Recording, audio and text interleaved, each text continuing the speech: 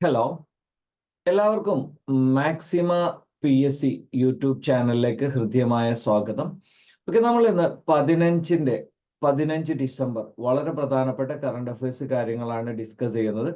First of all നിങ്ങളോട് പറയാനുള്ളത്, maxima PSC എന്ന് പറയുന്ന ടെലഗ്രാം ചാനലിലായിരിക്കും നമ്മളുടെ നോട്ട്സും കാര്യങ്ങളൊക്കെ നിങ്ങൾക്ക് അവൈലബിൾ ആകുന്നത്. അതുകൊണ്ട് തന്നെ നിങ്ങളൊരു സീരിയസ് ആസ്പിറന്റ് ആണെങ്കിൽ വളരെ പെട്ടെന്ന് തന്നെ എന്ത് ചെയ്യുക, മാക്സിമ PSC എന്ന് പറയുന്ന ടെലഗ്രാം ചാനലിൽ ജോയിൻ ചെയ്യുക. അപ്പൊ ഈ ക്ലാസ് കഴിഞ്ഞ ഉടനെ തന്നെ നിങ്ങൾ എന്ത് ചെയ്യണം, ടെലഗ്രാം ചാനലിൽ പോയി ജോയിൻ ചെയ്യുക. അതേപോലെ തന്നെ നമ്മളുടെ LDC 2024 ആരംഭം എന്ന് പറയുന്ന ഒരു ബാച്ച് യൂട്യൂബിൽ നിങ്ങൾക്ക് സൗജന്യമായി അവൈലബിൾ ആണ്. വളരെ കൃത്യമായ സ്റ്റഡി പ്ലാനുകളും അതേപോലെ തന്നെ നോട്ട്സും അതേപോലെ തന്നെ എന്താണ് മോക്ക് ടെസ്റ്റ്, ഈ പറയുന്ന കാര്യങ്ങളൊക്കെ നിങ്ങൾക്ക് ടെലഗ്രാം മാക്സിമ PSC എന്ന് പറയുന്ന ടെലഗ്രാമിലായിരിക്കും അവൈലബിൾ ആകുന്നത്. ദെൻ ക്ലാസ്സുകളായാലും അതേപോലെ തന്നെ news paper analysis, doubt clearing sessions, ഇതുപോലെയുള്ള കാര്യങ്ങളൊക്കെ നിങ്ങൾക്ക് എന്തായിരിക്കും, യൂട്യൂബ് ചാനലിലായിരിക്കും അവൈലബിൾ ആയിരിക്കുന്നത്. ഫസ്റ്റ് ഓഫ് ഓൾ ഇന്നത്തെ ന്യൂസ് നമ്മൾ പരിശോധിച്ചു കഴിഞ്ഞാൽ, ഒന്നാമത്തെ കാര്യം, വെടിനിർത്തലിന് ഇസ്രായേലിന്റെ മേൽ സമ്മർദ്ദമുണ്ട് അല്ലെ.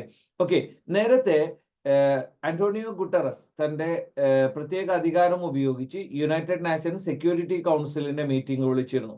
അപ്പൊ 15 മെമ്പേഴ്സ്, 10 താൽക്കാലിക അംഗങ്ങളും 5 പെർമനന്റ് മെമ്പേഴ്സുമുള്ള ആ ഒരു സെക്യൂരിറ്റി കൗൺസിലിന്റെ മീറ്റിംഗിൽ 13 ആളുകൾ, അഥവാ 10 താൽക്കാലിക അംഗങ്ങളും പെർമനന്റ് മെമ്പേഴ്സിൽ 3 ആളുകളും വെടിനിർത്തലിന് അനുകൂലമായി വോട്ട് ചെയ്തിട്ടും UK വിട്ടുനിന്നപ്പം US എന്ത് ചെയ്തു, വീറ്റോ ചെയ്തു. അപ്പൊ ഇതിന്റെ ഭാഗമായി അത് പാസ്സായില്ല. അതേസമയത്ത് യുണൈറ്റഡ് നേഷൻസ് ജനറൽ അസംബ്ലിയിൽ 4 ഭൂരിപക്ഷം ഉണ്ടെങ്കിൽ, 3 ഭൂരിപക്ഷം ഉണ്ടെങ്കിൽ ഒരു കാര്യം പാസ്സാകുന്നതാണ്. അങ്ങനെയാണ് 193 രാജ്യങ്ങൾ ഉണ്ടായിരുന്ന യുണൈറ്റഡ് നേഷൻസ് ജനറൽ അസംബ്ലി, ഇവിടെ ഈക്വൽ വോട്ടാണുള്ളത്. ഓക്കെ, ഇതൊരു ജനാധിപത്യ സംവിധാനമാണ്. അതേസമയത്ത് സെക്യൂരിറ്റി കൗൺസിൽ ഒരിക്കലും എന്തല്ല, ജനാധിപത്യ വിരുദ്ധമായ ഒരു UN ഘടകമാണെന്ത്, യുണൈറ്റഡ് നേഷൻസ് സെക്യൂരിറ്റി കൗൺസിൽ എന്ന് പറയുന്നത്. ഓക്കെ, അപ്പൊ 193 രാജ്യങ്ങളിൽ 153 രാജ്യങ്ങൾ, ഇന്ത്യ അടക്കം, ഇതിനു മുമ്പ് ഒക്ടോബർ 27 ഇത്തരത്തിലൊരു കാര്യം വന്നപ്പോൾ എന്ത് ചെയ്തിട്ടില്ല, ഇന്ത്യ അനുകൂലമായി വോട്ട് ചെയ്തിട്ടില്ല, വോട്ടിങ്ങിൽ നിന്ന് അബ്സ്റ്റെയിൻ ചെയ്തതാണ്. അപ്പൊ ഇവിടെ 153 രാജ്യങ്ങൾ വോട്ട് ചെയ്തു, 10 രാജ്യങ്ങൾ എതിരായി വോട്ട് ചെയ്തു, 23 രാജ്യങ്ങൾ അബ്സ്റ്റെയിൻ ചെയ്തു.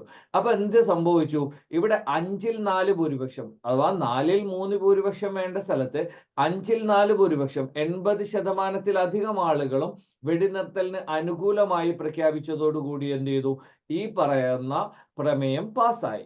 അപ്പൊ പ്രമേയം പാസ്സായി എന്നതുകൊണ്ട് എന്ത് ചെയ്യാൻ പറ്റില്ല, UN ഇത് ബലമായി അടിച്ചേൽപ്പിക്കാൻ പറ്റില്ല. അതേസമയത്ത് ഇസ്രായേലിന്റെ മേൽ എന്ത് ചെയ്യുന്നുണ്ട്, വളരെ ശക്തമായ രീതിയിലുള്ള പ്രതിഷേധം എന്ത് ചെയ്യുന്നുണ്ട്, ഉയരുന്നുണ്ട്. ഓക്കെ, അപ്പം US-നെതിരെയും അതേപോലെ തന്നെ ഇസ്രായേലിനെതിരെയും, ഇപ്പൊ US-ന്റെ വക്താക്കളൊക്കെ എന്ത് ചെയ്യുന്നുണ്ട്, ഇസ്രായേലിലേക്ക് സന്ദർശനത്തിന് പോയിട്ടുണ്ട്. കാരണം ഈ ഒരു അനുനയനം, കാരണം യുഎസിനാലാവുന്ന രീതിയിലൊക്കെ എന്ത് ചെയ്തിട്ടുണ്ട്, US വീറ്റോ ചെയ്തു. പക്ഷേ സെക്യൂരിറ്റി കൗൺസിൽ അഥവാ യുണൈറ്റഡ് നേഷൻസ് ജനറൽ അസംബ്ലിയിൽ, അപ്പൊ ഒരു കാര്യം മനസ്സിലായി, ലോകം US-നും ഇസ്രായേലിനും എതിരാണെന്നുള്ള ഒരു കാര്യം എന്ത് ചെയ്തിട്ടുണ്ട്, ഇവിടെ കൃത്യമായ രീതിയിൽ വ്യക്തമായിട്ടുണ്ട്.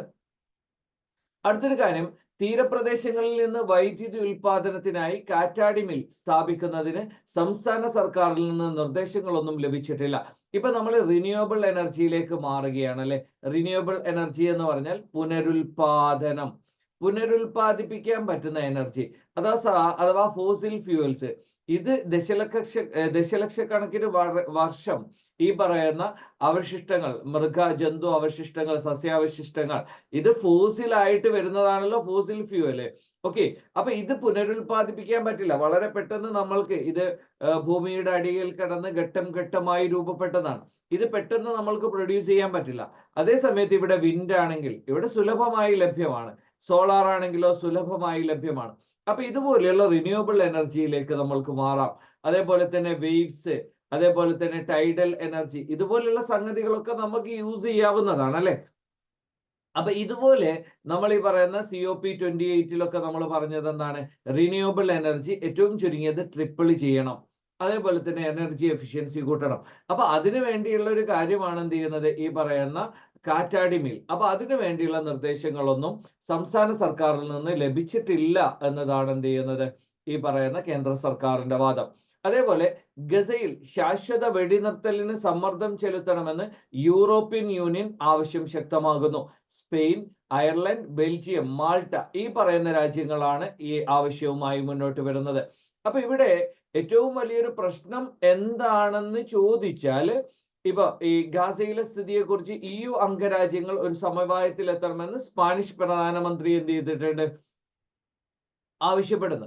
അപ്പൊ ഈ പറയുന്ന യൂറോപ്യൻ യൂണിയനും അപ്പൊ എന്ത് ചെയ്യുന്നുണ്ട്, ഇപ്പൊ ഏകദേശം എന്ത് ചെയ്യുന്നുണ്ട്, ഈ പറയുന്ന US മാത്രം ഒറ്റപ്പെടുന്ന ഒരു രീതിയാണ്. ഇതിനു മുമ്പുള്ള പല കാര്യങ്ങളും UK ഈ പറയുന്നതിന് അനുകൂലമായി ഇസ്രായേലിന് സപ്പോർട്ടീവായി വോട്ട് ചെയ്തിട്ടുണ്ടെങ്കിലും ഇപ്പൊ UN സെക്യൂരിറ്റി കൗൺസിൽ അവിടെ എന്ത് ചെയ്തു, UK അബ്സ്റ്റെയിൻ ചെയ്തു, അല്ലെ? ഓക്കെ, അപ്പൊ ഈ പറയുന്ന യൂറോപ്പ് എന്ത് ചെയ്യുന്നുണ്ട്, ഈ പറയുന്ന ഇസ്രായേലുമായുള്ള നിലപാടിൽ ചെറിയൊരു മാറ്റം വരുത്തുന്നുണ്ട്. അതേസമയത്ത് US എന്താണ്, പരിപൂർണമായും ഇസ്രായേലിനെ സപ്പോർട്ട് ചെയ്യുന്ന ഒരു നിലപാടാണ് സ്വീകരിച്ചുകൊണ്ടിരിക്കുന്നത്. ഇനി അടുത്ത് പഞ്ചായത്തുകൾക്ക് നിർദ്ദേശം നൽകണം. അഥവാ പഞ്ചായത്ത് ഓഫീസിൽ ഔദ്യോഗികമായി നൽകിയ നമ്പറുകളുള്ള ഓഫീസർമാരല്ലാതെ മറ്റാളുകളൊന്നും മൊബൈൽ ഫോൺ ഉപയോഗിക്കരുതെന്ന് നിർദ്ദേശിക്കണമെന്ന് തദ്ദേശ ഓംബുഡ്സ്മാൻ ഉത്തരവുണ്ട്. അപ്പൊ ഈ പറയുന്ന പഞ്ചായത്ത് ഫ്രണ്ട് ഓഫീസിൽ അഥവാ പരിചയസമ്പന്നരായ ആളുകളെ വെക്കണം. അതേപോലെ തന്നെ എന്താണ്, മലപ്പുറം ജില്ലയിൽ വിവരാവകാശ നിയമപ്രകാരമുള്ള അപേക്ഷ സ്വീകരിച്ച് കൃത്യമായ രസീത് നൽകാതിരുന്നതും ഓഫീസ് ജീവനക്കാരി മൊബൈൽ ഫോണിൽ ദീർഘനേരം സംസാരിച്ചതും സംബന്ധിച്ച പരാതി തീർപ്പാക്കിയാണ് ഉത്തരവ് വരുന്നത്. അപ്പൊ ഈ പറയുന്ന ഔദ്യോഗിക ആവശ്യങ്ങൾക്ക് നൽകിയ മൊബൈൽ നമ്പർ അല്ലാതെ അത്തരം ഉദ്യോഗസ്ഥന്മാരല്ലാതെ ആരും എന്ത് ചെയ്യാൻ പാടില്ല, ഔദ്യോഗിക ആവശ്യങ്ങൾക്ക് പഞ്ചായത്തിൽ നൽകിയ നമ്പറുകൾ ഉണ്ടാവുമല്ലോ, അപ്പൊ അതിൽ എൻക്വയറി കോളോ അതുപോലെയുള്ള കാര്യങ്ങളോ വരുന്നതല്ലാതെ മറ്റാളുകളൊന്നും എന്ത് ചെയ്യാൻ പാടില്ല, ഓഫീസ് ടൈമിൽ മൊബൈൽ ഫോൺ ഉപയോഗിക്കാൻ പാടില്ല. അപ്പൊ ഈ പറയുന്ന ഒരു കാര്യം ജസ്റ്റ് ഒന്ന് ശ്രദ്ധിക്കാം. അതേപോലെ തന്നെ കൂടംകുളം ആണവ നിലയം ഇത് 10ാം വയസ്സിലേക്കാണ്. അപ്പൊ ഇന്ത്യ റഷ്യ സഹകരണം, ഇപ്പൊ ആർട്ടിക്കിൾ 370 നമ്മൾ ലാസ്റ്റ് ക്ലാസ്സിൽ പറഞ്ഞിരുന്നല്ലോ. ഈ ആർട്ടിക്കിൾ 370യുടെ സമയത്തുള്ള ഒരു സ്ഥിതി എന്താണ്, ഇവിടെ കോൾഡ് വാർ ആണ്, അല്ലെ? ഓക്കെ, അപ്പൊ ഈ കോൾഡ് വാർ എന്ന് പറയുമ്പോൾ US അതേപോലെ തന്നെ USSR രണ്ട് സഖ്യങ്ങളായിരുന്നു ഉണ്ടായിരുന്നത്. അപ്പൊ ഇത് 1945-ലാണല്ലോ ഇത് അവസാനിക്കുന്നത്. അപ്പൊ 1948-കളിലാണ് ഇന്ത്യ പാകിസ്ഥാൻ ആദ്യത്തെ വാർ നടക്കുന്നു. നമ്മൾ അത് UN-ൽ ഈ വിഷയം അവതരിപ്പിച്ചപ്പോൾ ഇന്ത്യക്ക് അനുകൂലമായ നിലപാടല്ല. കാരണം പാകിസ്ഥാൻ ഒരു US അലി ആയതുകൊണ്ട് തന്നെ പാകിസ്ഥാൻ അനുകൂലമായ രീതിയിലാണ് എന്ത് ചെയ്യുന്നത്, അന്ന് UN ഇടപെട്ടത്. അപ്പോ നമ്മളും US-ഉം ആ ഒരു സമയത്ത് നല്ല ബന്ധമായിരുന്നില്ല. അതോടൊപ്പം നമ്മളുടെ ആറ്റിറ്റ്യൂഡ് എന്ന് പറയുന്നത് നോൺ അലൈൻമെന്റ് മൂവ്മെന്റ് ആയിരുന്നു. നമ്മൾ US-നോടും സഹകരിച്ചിട്ടില്ല, റഷ്യയോടും സഹകരിച്ചിട്ടില്ല, USSR സോവിയറ്റ് യൂണിയൻ. അതേ സമയത്ത് സോവിയറ്റ് യൂണിയന്റെ സമയത്ത് വരെ സോവിയറ്റ് യൂണിയൻ നമ്മളെ ഇൻഡസ്ട്രിയൽ ആവശ്യങ്ങൾക്കായാലും സാങ്കേതികമായിട്ടും ഒരുപാട് സഹായിച്ചിട്ടുണ്ട്. അതിനുശേഷം റഷ്യ ആയതിനു ശേഷവും റഷ്യയുമായി നമ്മൾ നല്ല ബന്ധം സ്ഥാപിച്ചിട്ടുണ്ട്. അപ്പൊ ഇന്ത്യ റഷ്യ ഈ സഹകരണത്തിന്റെ വളരെ പ്രധാനപ്പെട്ട ഒരു ഉദാഹരണമാണ് എന്ത്, ഈ കൂടംകുളം ആണവ നിലയം എന്ന് പറയുന്നത്. ഓക്കെ, അപ്പൊ ഈ പറയുന്ന കൂടംകുളം ആണവ നിലയം ഈ പറയുന്ന എന്താണ്, ഇന്ത്യ റഷ്യ ആണവ സഹകരണത്തിന്റെ 35ാം വാർഷികവും എന്ത് ചെയ്യുന്നുണ്ട്, ഇതിനോടുകൂടെ ആഘോഷിച്ചിട്ടുണ്ട്. അപ്പൊ ഈ പറയുന്ന കൂടംകുളം ആണവ നിലയത്തിന്റെ 10ാം വാർഷികത്തിൽ റഷ്യൻ ആറ്റമിക് കോർപ്പറേഷൻ ആറ്റം സ്റ്റോറി എക്സ്പോർട്ടും റഷ്യൻ ഹൗസും സംഘടിപ്പിച്ച പരിപാടി ഉദ്ഘാടനം ചെയ്യുകയായിരുന്നു അദ്ദേഹം. ഓക്കെ, അപ്പൊ നിങ്ങൾ എന്ത് ചെയ്യണം, ഈ പറയുന്ന കൂടംകുളം അത് നമ്മൾ ഏത് രാജ്യവുമായി സഹകരിച്ചാണ് ചെയ്തത് എന്ന് ചോദിച്ചാൽ റഷ്യയുമായി സഹകരിച്ചാണ് എന്ത് ചെയ്തത്. ഓക്കെ, അപ്പൊ ഈ പറയുന്ന ഒരു കാര്യം എന്ത് ചെയ്യണം, നമ്മൾ കൃത്യമായ രീതിയിൽ പഠിക്കണം. അടുത്തൊരു കാര്യം, സർക്കാരിന് കടാശ്വാസം ലഭിച്ചിട്ടുണ്ട്. 3140 കോടിയുടെ വായ്പ കടപരിധിയിൽ നിന്ന് കേന്ദ്രം ഒഴിവാക്കിയിട്ടുണ്ട്. അപ്പൊ ഈ കടമെടുക്കാനുള്ള പരിധി വെട്ടിക്കുറച്ചതിനെ ചൊല്ലി കേന്ദ്ര സർക്കാരും അതേപോലെ തന്നെ കേരളവും തമ്മിൽ ഒരുപാട് പ്രശ്നം ഉണ്ടായിരുന്നു. അപ്പൊ ഇവിടെ ഈ കിഫ്ബിയും സാമൂഹിക സുരക്ഷാ പെൻഷൻ കമ്പനിയും ഇവരെടുത്ത 3140 കോടി രൂപ വായ്പ ഇത്തവണ കേരളത്തിന്റെ കടപരിധിയിൽ നിന്ന് ഒഴിവാക്കി കേന്ദ്രം സമ്മതിച്ചിട്ടുണ്ട്. അപ്പോ കേരളത്തിന് എന്ത് ചെയ്യുന്നുണ്ട്, ഒരു താൽക്കാലികമായ രീതിയിലുള്ള പരിഹാരം നൽകിയിട്ടുണ്ട്. എന്നാൽ കേന്ദ്രം കൃത്യമായ രീതിയിൽ പ്രവർത്തിക്കുന്നില്ല എങ്കിൽ ഒരു സാമ്പത്തിക ദുരന്തത്തിലേക്കാണ് കേരളം പോകുന്നത്. അപ്പൊ ഇവിടെ രണ്ട് സാധ്യതകളാണുള്ളത്. ഒന്ന്, ആർട്ടിക്കിൾ 360 പ്രകാരം എന്ത് ചെയ്യാം, ദേശീയ സാമ്പത്തിക അടിയന്തരാവസ്ഥ പ്രഖ്യാപിക്കാം, അല്ലെങ്കിൽ ആർട്ടിക്കിൾ 356 പ്രകാരം രാഷ്ട്രപതി ഭരണം പ്രഖ്യാപിക്കാം. അതേസമയത്ത് 2024 ലോക്സഭാ ഇലക്ഷൻ മുന്നിൽ കണ്ടുകൊണ്ട് ഈ പറയുന്ന ഒരു നടപടി കേന്ദ്ര സർക്കാർ സ്വീകരിക്കില്ല എന്ന് നമ്മൾക്ക് പ്രതീക്ഷിക്കാം. അതേസമയത്ത് കേരളം എന്താണ്, സാമ്പത്തികമായി വളരെ ബുദ്ധിമുട്ടുകൾ അനുഭവിക്കുന്നുണ്ട്. അമേരിക്കൻ പ്രസിഡന്റ് ജോ ബൈഡനെതിരായ ഇംപീച്ച്മെന്റ് അന്വേഷണത്തിന് റിപ്പബ്ലിക്കൻ പാർട്ടി നിയന്ത്രണത്തിലുള്ള അമേരിക്കൻ കോൺഗ്രസ് എന്ത് ചെയ്തിട്ടുണ്ട്, അംഗീകാരം നൽകിയിട്ടുണ്ട്. കോൺഗ്രസിൽ നടന്ന വോട്ടെടുപ്പിൽ 212-നെതിരെ 221 വോട്ടുകൾക്കാണ് എന്ത് ചെയ്യുന്നത്, ഈ പ്രമേയം പാസ്സായിരിക്കുന്നത്. ഓക്കെ, അപ്പൊ ഈ പറയുന്ന 212 ആളുകൾ ഓപ്പോസിറ്റ് ചെയ്തു, 221 ആളുകൾ അനുകൂലിച്ചു. അപ്പോ അദ്ദേഹത്തിന് അഴിമതി കോഴ തുടങ്ങിയ ആരോപണങ്ങൾ ഉന്നയിച്ചാണ് ബൈഡനെതിരെ ഇംപീച്ച് നടപടികൾ. അപ്പൊ നിങ്ങൾക്കറിയാലോ ഈ ഇംപീച്ച്മെന്റ് എന്താണ്. അപ്പൊ രാഷ്ട്രപതിയെ പുറത്താക്കാം, പ്രസിഡന്റിനെ പുറത്താക്കാനുള്ളതല്ലേ. ഇന്ത്യയിലുണ്ടല്ലോ ഇതേപോലെ ഇംപീച്ച്മെന്റ് നടപടി. അപ്പൊ ഈ ഇംപീച്ച്മെന്റ് നടപടി രാഷ്ട്രപതിയെ പുറത്താക്കാനാണ്. അതേസമയത്ത് ഗവർണറെ പുറത്താക്കാൻ രാഷ്ട്രപതിക്ക് മാത്രമേ അധികാരമുള്ളൂ, സ്റ്റേറ്റ് ലെജിസ്ലേറ്റീവ് അസംബ്ലിക്ക് അധികാരമില്ല. ആ പറയുന്ന ഒരു കാര്യം ശ്രദ്ധിച്ചിട്ടുണ്ട്. അടുത്തൊരു കാര്യം, പങ്കാളിത്ത പെൻഷൻ പദ്ധതിയിൽ നിന്ന് മാറാനാകില്ലെന്ന് കേന്ദ്രം. അപ്പൊ ഇവിടെയുള്ള ഒരു പ്രശ്നം എന്താണ്, ഓൾറെഡി ഈ പറയുന്ന പെൻഷൻ എന്ന് പറയുന്നത് എന്താണ്, രാജ്യത്തിന് വളരെ വലിയ ഭാരമായ ഒരു കാര്യമാണ്. അപ്പൊ ഈ പങ്കാളിത്ത പെൻഷൻ എന്ന് പറയുന്നത് ഇപ്പൊ സാധാരണ രീതിയിൽ എന്താണ്, ഒരാൾ ഗവൺമെന്റ് ഉദ്യോഗസ്ഥനായാൽ അയാൾ ജോലി ചെയ്യുന്ന കാലത്തോളം അദ്ദേഹത്തിന് സാലറി ലഭിക്കുന്നു. ദെൻ അദ്ദേഹം പിരിഞ്ഞു പോകുന്ന സമയത്ത് അദ്ദേഹത്തിന് എന്ത് ചെയ്യും, ഈ പറയുന്ന പ്രൊവിഡന്റ് ഫണ്ട് എന്ന് പറയുന്ന വളരെ വലിയൊരു എമൗണ്ട് ഇയാൾക്ക് ലഭിക്കും. ഇതിന് പുറമെയാണ് എന്ത് ചെയ്യുന്നത്, ഇയാൾക്ക് പെൻഷൻ ലഭിക്കുന്നത്.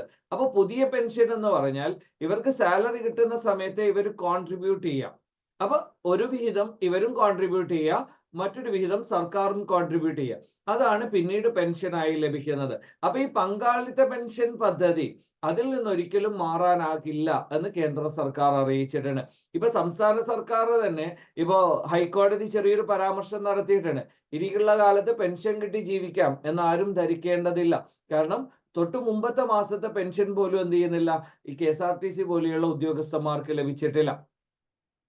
അടുത്തൊരു കാര്യം, ഇന്നലെ നമ്മൾ ഈ റീറ്റെയിൽ ഇൻഫ്ലേഷനെ കുറിച്ച് പറഞ്ഞിരുന്നു അല്ലെ, മൊത്ത വിപണിയിലെ വിലക്കയറ്റം, എന്താണ് റൊക്ക വിപണിയില്. അപ്പൊ ഇവിടെ മൊത്ത വിപണിയിലെ വിലക്കയറ്റവും എന്ത് ചെയ്യുന്നുണ്ട്, 8 മാസത്തിലെ ഏറ്റവും ഉയർന്ന നിരക്കിലേക്ക് എത്തിയിട്ടുണ്ട്. അപ്പൊ ഇവിടെ രണ്ട് രീതിയിലുള്ള ഇൻഫ്ലേഷൻ ആണ്. ഇപ്പൊ പണപ്പെരുപ്പം എന്ന് നമ്മൾ മുമ്പ് പറഞ്ഞിട്ടുണ്ട്. ഇൻഫ്ലേഷൻ എന്ന് പറഞ്ഞാൽ എന്താണ്, ഇപ്പൊ ഡിമാൻഡ് കൂടുന്നതിനനുസരിച്ച് വളരെ ചുരുക്കി നമുക്ക് പറയാം, സാധനത്തിന്റെ വില കൂടുക. അപ്പൊ സാധനത്തിന്റെ വില കൂടുക എന്ന് പറയുമ്പോൾ എന്താണ്, ഇപ്പൊ 100 രൂപക്ക് നമുക്കൊരു സാധനം കിട്ടുമായിരുന്നു, ഇപ്പൊ അത് 110 രൂപക്കേ കിട്ടുന്നുള്ളൂ എന്ന് പറഞ്ഞാൽ രണ്ട് രീതിയിൽ പറയാം. സാധനത്തിന്റെ വില കൂടി എന്ന് നമുക്ക് പറയാം, അല്ലെങ്കിൽ നമ്മളെടുത്തുള്ള പണത്തിന്റെ മൂല്യം കുറഞ്ഞു എന്ന് പറയാം. അപ്പൊ ഇൻഫ്ലേഷൻ എപ്പോഴാ സംഭവിക്കുന്നത്, പണത്തിന്റെ മൂല്യം കുറയുമ്പോഴാണ് എന്ത് ചെയ്യുന്നത്, ഇൻഫ്ലേഷൻ സംഭവിക്കുന്നത്. അപ്പൊ സാധനത്തിന് വില കൂടുക എന്ന് പറഞ്ഞാൽ എന്താണ്, നമുക്ക് 100 രൂപക്ക് എന്ത് ചെയ്തിരുന്നു, 2 kg അരി കിട്ടിയിരുന്നു, അല്ലെ 2 kg പഞ്ചസാര കിട്ടിയിരുന്നു. ഇന്ന് അതിന് 110 രൂപ കൊടുക്കണം എന്ന് പറഞ്ഞാൽ അന്ന് നമുക്ക് 100 രൂപക്കല്ലേ 2 kg അരി കിട്ടിയത്. അപ്പൊ 100 രൂപയുടെ മൂല്യം എന്തായിരുന്നു, 2 kg അരിയായിരുന്നു. പക്ഷെ ഇന്ന് ആ 100 രൂപക്ക് എന്ത് ചെയ്യുന്നില്ല, 2 kg അരിയുടെ മൂല്യമില്ല. അപ്പൊ എന്താണ്, പണത്തിന്റെ മൂല്യം കുറയുക. ഡിഫ്ലേഷൻ എന്ന് പറഞ്ഞാൽ നേരെ തിരിച്ചാണ്. അപ്പൊ ഈ രണ്ട് ബേസിക് കൺസെപ്റ്റുകൾ എന്ത് ചെയ്യണം, നിങ്ങളൊന്ന് പഠിച്ചു വെക്കണം. ഇല്ലെങ്കിൽ നമ്മൾ മുമ്പത്തെ ഒരു ക്ലാസ്സിൽ എന്ത് ചെയ്തിട്ടുണ്ട്, എന്താണ് ഇൻഫ്ലേഷൻ ഡിഫ്ലേഷൻ എന്ന് നമ്മൾ ഓൾറെഡി മെൻഷൻ ചെയ്തിട്ടുണ്ട്. വെറുതെ നമ്മൾ എല്ലാ ക്ലാസ്സിലും ഇത് പറഞ്ഞിട്ട് എന്ത് ചെയ്യുന്നില്ല, സമയം കളയുന്നില്ല. അടുത്തൊരു കാര്യം, പ്രാഥമിക സഹകരണ സംഘങ്ങളിലെ കാർഷിക വായ്പക്ക് കർശനമായ നിയന്ത്രണം. അപ്പൊ ഈ അർഹരായ ആളുകൾക്ക് ആനുകൂല്യം ലഭിക്കണമെങ്കിൽ കേന്ദ്ര നടപടിയുണ്ട്. അപ്പൊ പ്രാഥമിക സഹകരണ സംഘങ്ങൾ പലിശ ഇളവോടെ നൽകുന്ന കാർഷിക വായ്പാ വിതരണത്തിൽ കിസാൻ ക്രെഡിറ്റ് കാർഡ് കേന്ദ്ര സർക്കാർ കർശന നിയന്ത്രണങ്ങൾ ഏർപ്പെടുത്തിയിട്ടുണ്ട്. അപ്പൊ കൃത്യമായ വായ്പ തിരിച്ചടക്കുന്നവർക്ക് കേന്ദ്രം നൽകുന്ന പലിശ ഇളവ് ലഭിക്കണമെങ്കിൽ അക്കൗണ്ടുകൾ ആധാറുമായി ബന്ധിപ്പിക്കണമെന്നതും വായ്പാ വിവരങ്ങൾ കേന്ദ്ര സർക്കാരിന്റെ KCDIS പോർട്ടലിൽ അപ്ലോഡ് ചെയ്യണമെന്നും നിർബന്ധമാക്കിയിട്ടുണ്ട്. അപ്പൊ ഇവിടെ കേരളം പോലെയുള്ള സ്റ്റേറ്റുകളുടെ പ്രത്യേകതയാണെന്ത്, ഈ കോഓപ്പറേറ്റീവ് സൊസൈറ്റീസ് എന്ന് പറയും അല്ലെ. അപ്പൊ ഈ കോപ്പറേറ്റീവ് സിസ്റ്റങ്ങളെ പരാജയപ്പെടുത്തുക എന്ന് പറയുന്ന ഒരു നിലപാട് കേന്ദ്ര സർക്കാരിനുണ്ടോ എന്ന് സംശയിക്കത്തക്ക രീതിയിലാണ് എന്ത് ചെയ്യുന്നത് സർക്കാരിന്റെ പ്രവർത്തനങ്ങൾ മുന്നോട്ട് പോകുന്നത്. അപ്പൊ ഇപ്പൊ ഇവിടെ ഈ പറയുന്ന രീതിയിൽ സഹകരണ സ്ഥാപനങ്ങൾ ലോണ് നൽകുന്നത്, അപ്പൊ കിസാൻ ക്രെഡിറ്റ് കാർഡ് അനുസരിച്ച് ലോണ് നൽകുകയാണെങ്കിൽ ഈ അക്കൗണ്ട് ആധാറുമായി ലിങ്ക് ചെയ്യണം. അപ്പൊ ഇതിനു മുമ്പ് കേന്ദ്ര സർക്കാർ സുപ്രീം കോടതിയൊക്കെ പറയുന്നുണ്ട് ആധാർ ബാങ്ക് അക്കൗണ്ടുമായി ലിങ്ക് ചെയ്യണം എന്ന് ഞങ്ങൾ പറഞ്ഞിട്ടില്ല. പക്ഷെ ഇതുപോലെയുള്ള ഫെസിലിറ്റീസ് ലഭ്യമാക്കണമെങ്കിൽ എന്ത് ചെയ്യും, ഈ പറയുന്ന ആധാർ കാർഡ് അക്കൗണ്ടുമായി ലിങ്ക് ചെയ്യേണ്ടി വരുന്നു. രാജ്യാന്തര AI ഉച്ചകോടിയിൽ മലയാളി സ്റ്റാർട്ടപ്പുകൾക്ക് എന്ത് ചെയ്തിട്ടുണ്ട്, പുരസ്കാരം ലഭിച്ചിട്ടുണ്ട്. അപ്പൊ രാജ്യാന്തര ആർട്ടിഫിഷ്യൽ ഇന്റലിജൻസ് ഉച്ചകോടിയുടെ ഭാഗമായി സംഘടിപ്പിച്ച AI ഗെയിം ചേഞ്ചേഴ്സ് മത്സരത്തിൽ മലയാളി സ്റ്റാർട്ടപ്പുകൾക്ക് പട്ടാമ്പി സ്വദേശി പ്രശാന്ത് വാര്യരുടെ Cure.ai എന്ന 1ാം സ്ഥാനം 10 ലക്ഷം രൂപ ലഭിച്ചിട്ടുണ്ട്. തിരുവനന്തപുരം കേന്ദ്രമായ ജെൻ റോബോട്ടിക്സ് 3ാം സ്ഥാനം ലഭിച്ചിട്ടുണ്ട്. ചുരുക്കപ്പട്ടികയിലെത്തിയ 10 സ്റ്റാർട്ടപ്പുകൾക്കാണ് Global Partnership on Artificial Intelligence എന്ത് ചെയ്യുന്നത് ഉച്ചകോടിയുടെ ഭാഗമായി അവസരം ലഭിച്ചത്. ഓക്കെ, അപ്പൊ ഈ പറയുന്ന ഒരു കാര്യം എന്ത് ചെയ്യണം, കൃത്യമായ രീതിയിൽ ഒന്ന് ശ്രദ്ധിക്കണം. അപ്പൊ AI സഹായത്തോടെ ശ്വാസകോശ രോഗങ്ങൾ വിലയിരുത്തുന്ന സംവിധാനമാണ് QR.in എന്ന് പറയുന്നത്. അപ്പൊ ഇത് പ്രശാന്ത് വാര്യറാണ് എന്ത് ചെയ്തത്, ഇതിന്റെ പ്രധാനപ്പെട്ട ആള്. ആ പറയുന്ന ഒരു കാര്യം ശ്രദ്ധിക്കണം. അതേപോലെ പക്ഷപാതം ബാധിച്ച് അരയ്ക്ക് താഴെ തളർന്നവരുടെ ആരോഗ്യത്തിലേക്ക് നടത്താനുള്ള സംവിധാനമാണ് ജെൻ റോബോട്ടിക്സിന് വേണ്ടി അഫ്സൽ എന്ത് ചെയ്തത്, അവതരിപ്പിച്ചത്. അപ്പൊ ഈ പറയുന്ന കാര്യങ്ങൾ ജസ്റ്റ് ഒന്ന് ശ്രദ്ധിക്കുക. 2 AI സംവിധാനങ്ങൾ, ഒന്നെന്താണ് ക്യുറേ AI എന്ന് പറയും, ഇത് ശ്വാസകോശ സംബന്ധമായ രോഗങ്ങളുമായി ബന്ധപ്പെട്ടതാണ്. രണ്ടാമത്തേത് ജെൻ റോബോട്ടിക്സ് എന്ന് പറയും, ഇതെന്താണ് ഈ പറയുന്ന പക്ഷാഘാതം ബാധിച്ച് തളർന്ന ആളുകളുമായി ബന്ധപ്പെട്ട കാര്യമാണ്. അടുത്തൊരു കാര്യം, ഈ ഫെഡ് റിസർവ് പ്രഖ്യാപനം ഇന്ധനമായി കുതിച്ചു ഓഹരി വിപണി. അപ്പൊ ഈ പലിശ നിരക്ക് ഉടനെ കുറയ്ക്കുമെന്ന US ഫെഡ് റിസർവിന്റെ പ്രഖ്യാപനം വന്നതിന് പിന്നാലെ ഇന്ത്യയിൽ ഓഹരി വിപണിയിൽ എന്ത് ചെയ്യുന്നുണ്ട്, വളരെ വലിയ കുതിപ്പുകൾ സംഭവിച്ചിട്ടുണ്ട്. അതേപോലെ പലിശ നിരക്കിൽ എന്ത് ചെയ്യുന്നതിന് മാറ്റം വരുത്താതെ കേന്ദ്ര ബാങ്കുകളായ US ഫെഡ് റിസർവും ബാങ്ക് ഓഫ് ഇംഗ്ലണ്ടും യൂറോപ്യൻ സെൻട്രൽ ബാങ്കും തുടർച്ചയായ 3ാം തവണയാണ് പലിശ നിരക്കിൽ എന്ത് ചെയ്യുന്നത്, ഒരു രീതിയിലും മാറ്റം വരുത്താതിരിക്കുന്നത്. അപ്പൊ ഇവിടെ പ്രധാനപ്പെട്ട ഒരു കാര്യം, ADBയുടെ ഏഷ്യൻ ഡെവലപ്മെന്റ് ബാങ്കിന്റെ ഒരു പരാമർശമുണ്ട്, ഇന്ത്യ വളരുകയാണ്. ലോകബാങ്ക് പറയുന്നത് എന്താണ്, ചൈനയുടെ വളർച്ച താഴേക്കാണ് പോയിക്കൊണ്ടിരിക്കുന്നത്. അപ്പൊ 2 കാര്യങ്ങൾ നിങ്ങൾ ശ്രദ്ധിക്കണം. ഇന്ത്യ വളരും എന്ന് പറഞ്ഞിരിക്കുന്നത് ഏഷ്യൻ ഡെവലപ്മെന്റ് ബാങ്ക് ആണ്. അതേ സമയത്ത് ചൈന തളരും എന്ന് പറഞ്ഞിരിക്കുന്നത് എന്താണ്, വേൾഡ് ബാങ്ക് ആണ്. വിത്ത് സ്റ്റാറ്റിസ്റ്റിക്സ് ആണ്, അല്ലാതെ വെറുതെ പറയല്ല. 6.3 നിന്ന് 6.7 വർദ്ധിച്ചു. അതേ സമയത്ത് ചൈനയുടെ സ്ഥിതി എന്താണ്, 5.2% പ്രതീക്ഷിച്ച വളർച്ച. അതേ സമയത്ത് എന്ത് ചെയ്യുന്നുണ്ട്, 4.5% ചുരുങ്ങും എന്നാണ് പറയുന്നത്. Okay, what ever it may be, ഇവിടെ എല്ലാ ബാങ്കുകളും സെൻട്രൽ ബാങ്കുകളും എന്താണ്, പലിശ ഇളവിൽ വളരെ വലിയ മാറ്റങ്ങളൊന്നും വരുത്തിയിട്ടില്ല. നേരത്തെ നമ്മൾ പറഞ്ഞതാണ് കാര്യം, ഇൻഫ്ലേഷൻ എന്ന് പറഞ്ഞാൽ പണത്തിന് ഓൾറെഡി മൂല്യമല്ല.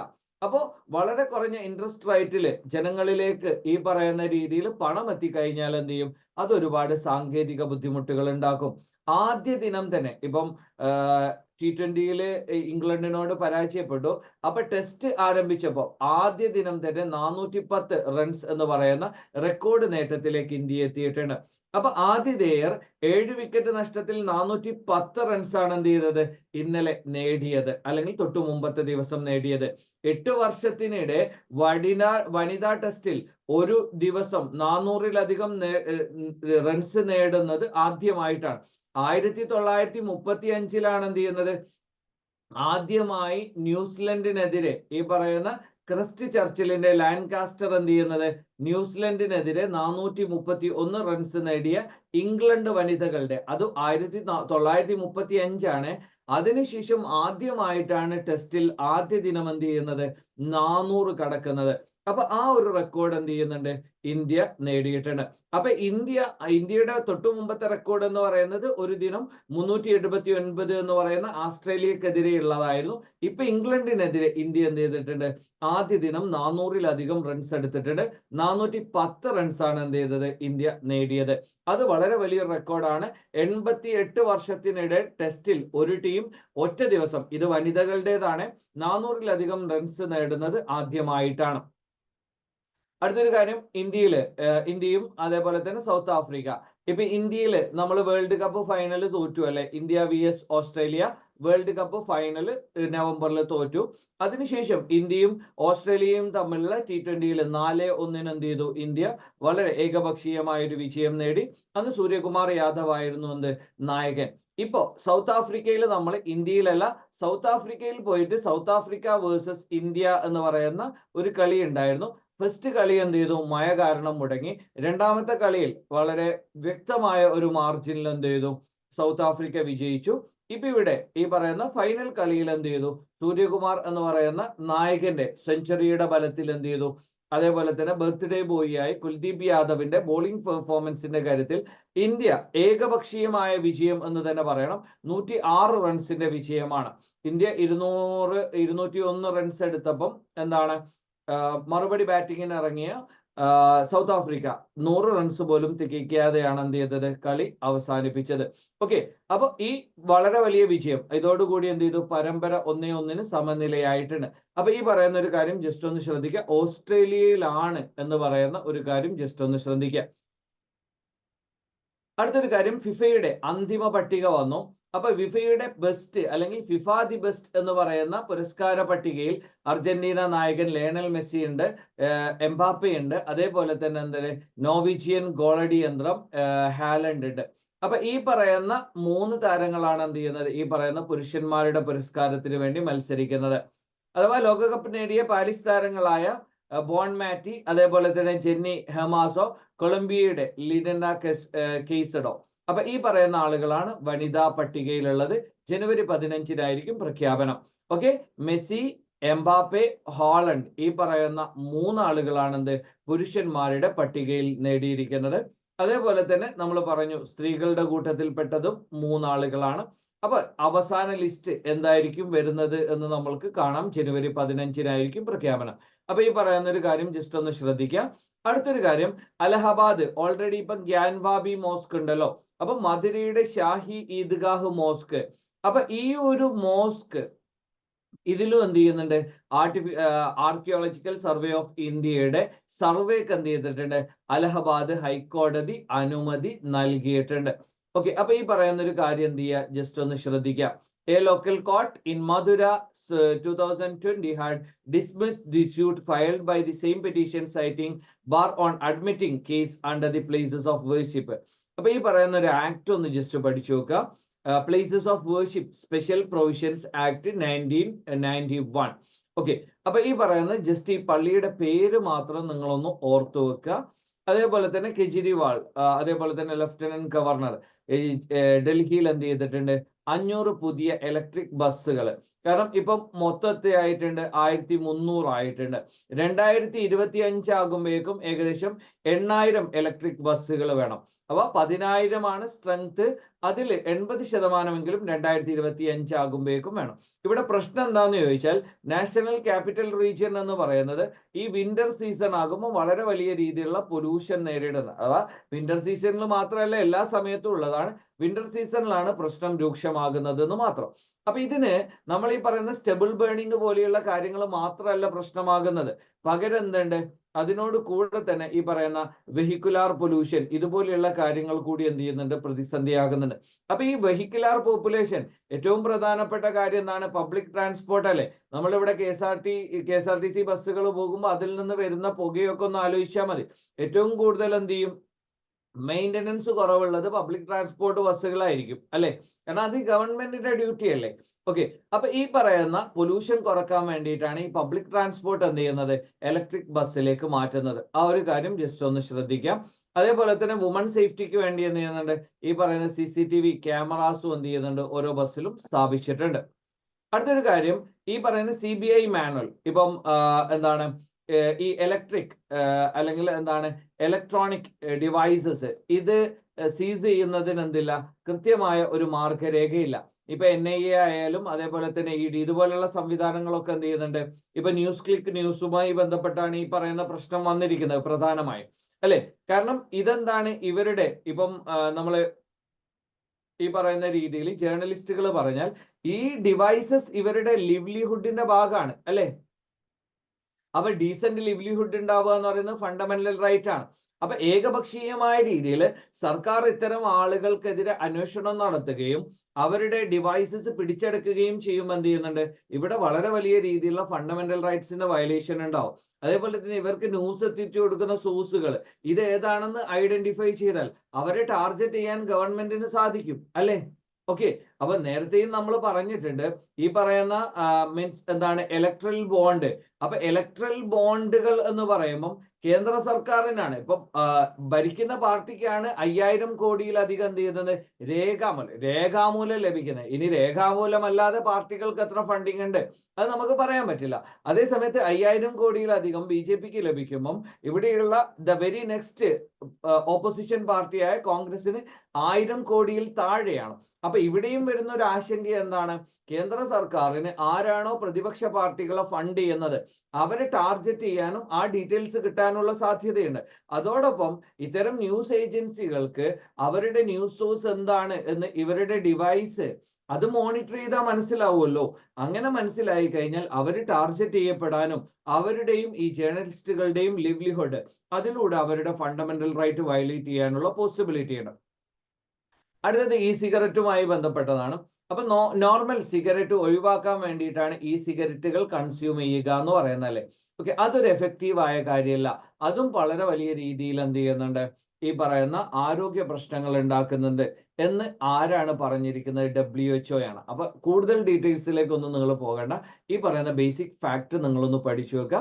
അപ്പൊ ഇന്നത്തെ ക്ലാസ് നമ്മൾ ഇവിടെ വൈൻഡ് അപ്പ് ചെയ്യാണ്. വളരെ പ്രധാനപ്പെട്ട ന്യൂസുകൾ നമ്മൾ ഡിസ്കസ് ചെയ്തിട്ടുണ്ട്.